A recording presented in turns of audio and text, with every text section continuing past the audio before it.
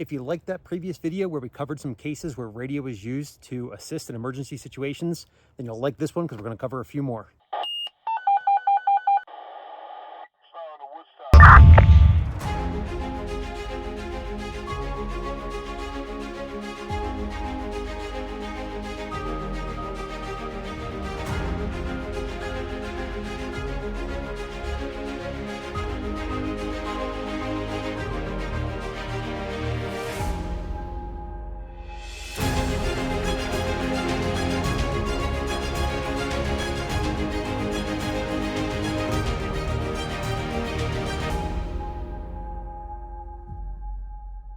If you've ever caught yourself really studying the antennas on top of a passing car and trying to figure out what the band split was, go ahead and hit that like button. I think the topic we're going to get into is very relevant to the followers of this channel because it just goes to show you and should help really reinforce the need for, most importantly, carrying your equipment with you, having it turned on, but also training with it so that when the time comes, you are competent in its use. So the two victims in this case are two guys named Nick and Ben, and they were traveling in their vehicle, which was a Subaru Forester, and they reported that when they started their trip, the roads were snow covered, but they weren't icy. Now, these two guys advised that they had been to the area many times and they knew the area well, which is good because that is usually a factor in a lot of the, getting in trouble in the outdoors cases, that it almost always involves someone venturing into unknown terrain, most importantly, terrain that they haven't seen in the daylight. And that is actually one of the tactical lookout situations we teach about in our woodland tactics course. But that wasn't a factor here. Another really important topic of note here is that Nick specifically advised that he was prepared in case something happened, and he was also actually an emergency volunteer for the area. And then he stated that he grabbed his HT and put it in the vehicle as like a last minute afterthought item. He wasn't even initially planning on taking it with him. And just in case you're curious, it was an Anytone 878. So while they're driving, Nick stated he felt his traction control, begin to engage. And at that point, he figured it was time to turn around and head back down. So once turned around and heading back down, the vehicle began to slide, did a couple 360s, and went off the road and was hanging off an embankment to the point that Nick couldn't open his door. So his buddy Ben got out and tried to secure the vehicle with what they stated was ropes, which actually kind of sounds, I think it's going to be more if they tried using ratchet straps, because as Ben is explaining it further in the report, he said as he was cranking it, it snaps and actually flies across the road and strikes Ben's knee. So now you can kind of see what's happening. These situations always progress and progress. So at this point, we have a vehicle stuck in a bit of a precarious situation. Now, an injured party who I imagine can't walk really well. And here we go. You guessed it, no cell coverage. So Nick decides to grab his HT and climb to higher ground to see if anyone could hear him. Nick reports that when he began calling, he was giving his call sign and then using words like SOS, 911, emergency, all of these different keywords to try and grab somebody's attention, which, again, there is a better way here, right? I mean, having a standardized structure is always the better option to go with. So he's up where he is, putting out these calls for help, and because he knew the area and had been there before, he had the local repeater, the Mount Washington repeater, already programmed into his radio. So due to this, 54 miles away in Vermont, there's this ham radio operator, Derek Flint, who happens to be monitoring that repeater and hears the calls.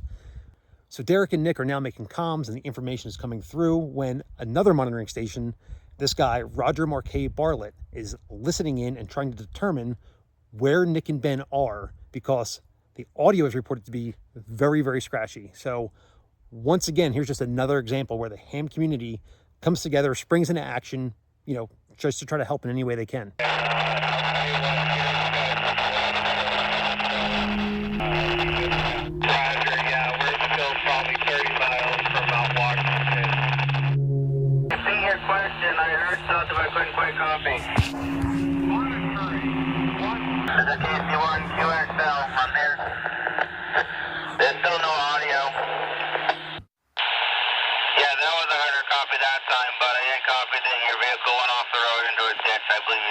Assume there's two people in there now, potentially.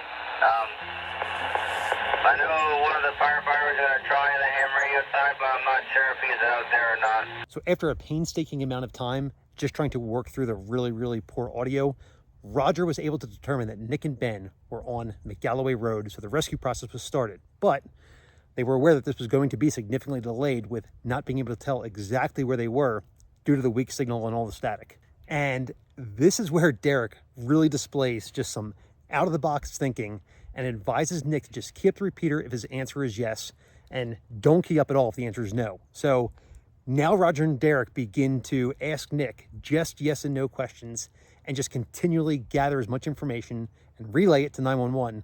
And they do this for about 3 hours, which is how long it took for the emergency services to finally arrive at the location. Well, thank you very much for all the help today, Roger. It was an amazing thing we did. And hopefully we don't have to do it anytime soon. Thank you. Thank you very much for saving my life today. I'm glad you guys made it out okay. So for this next one, we are headed back to the southwest part of the country. And in this case, we have this ham operator named Tom Foss of Yerington, Nevada. So Tom is driving on Black Mountain Road near Walker River Park when, once again, here we are traveling in remote areas, and you guessed it, he gets stuck. What was he driving? This is another Subaru Forester, so very interesting chain of events there. But on top of getting stuck and not being able to get out because he's stuck in the mud, there's another common factor here. He's in an area that has no cell coverage. Now, to Foss's credit, he did advise that he did have a day's supply of water and his ham radio with him, but he also stated that he did not have any food. Now, I could not find the exact date of when this occurred, except that it was around 2020, and Foss reported that he did not want to spend the night out there this time of year. So based on that, I can only assume it was during the winter and he was fearful of it getting way too cold. So at this point, Foss tuned once again to the local repeater, which was located on Levithan Peak, and put a call out for help. Fortunately enough, Foss puts out his call for help. There's this ham radio operator named Rick Olson and his son Ryan Olson, and they are both ham radio operators, and they're both of Gardnerville, Nevada. So yes, this is the same Gardnerville from the last video. I think it's always important to try to identify trends. Now, as this incident progressed, they are trying to determine Foss's location, and Foss didn't know how to use his phone to get his GPS location, but sure enough, other hams jumped in on the frequency to help. This guy, Ed Terlou of Minden, Nevada, he was able to explain to Foss how to get his GPS coordinates, and then another ham, this guy Paul Goldborough, who was in South Lake Tahoe, he actually ends up linking his repeater to widen the communications area. So due to all this, the police were able to locate Foss and assisted him in getting home. This is just simply outstanding work by everybody involved. Once again, these are all examples of radio coming into play and literally making the difference. But the problem here is that they are also examples of the wilderness protocol not being utilized. And why is that? So my guess is that this is probably because the wilderness protocol is not that widely known, but we as hams and people in preparedness should really just be trying to make an all-out effort to get the word out about it and help make it a common knowledge. But generally speaking, I would say we should all continue to utilize and implement it when and where we can. But if you are headed out to a location where you think cell coverage may be an issue, even if you don't think it'll be an issue, again, follow the PACE plan. And based off this research and these examples, right now, you're honestly probably better off checking the frequency of the local repeaters, and in that area having them programmed in, because you're probably going to have a better chance of getting someone on that repeater if that repeater is up and you were in range of it. Looking at that, I mean, there are several large multi-state linked repeater networks that are actively monitored by a bunch of people. It again is just better to have several ways of accomplishing your goal, especially in an emergency situation. As usual, I hope you enjoyed this video and it has given you some information and or just, motivation to help you out with your comms plans. If you have started to do some research, please share any good stuff you have found in the comments. If you know of any large multi-state repeater systems in your area, or even the local ones that are continually monitored by people, share those locations, share their frequencies in the comments. Let everybody kind of get these things going on. Let this be a database of good information to get. Also, if you've began to implement the wilderness protocol in your operations, let me know that as well, where you're located, what you're doing. Just kind of get out there to be like, hey, in this area, I know there's a group of people that are actually working on monitoring and implementing, the standardized protocol that's out there. So with that, as always, be safe.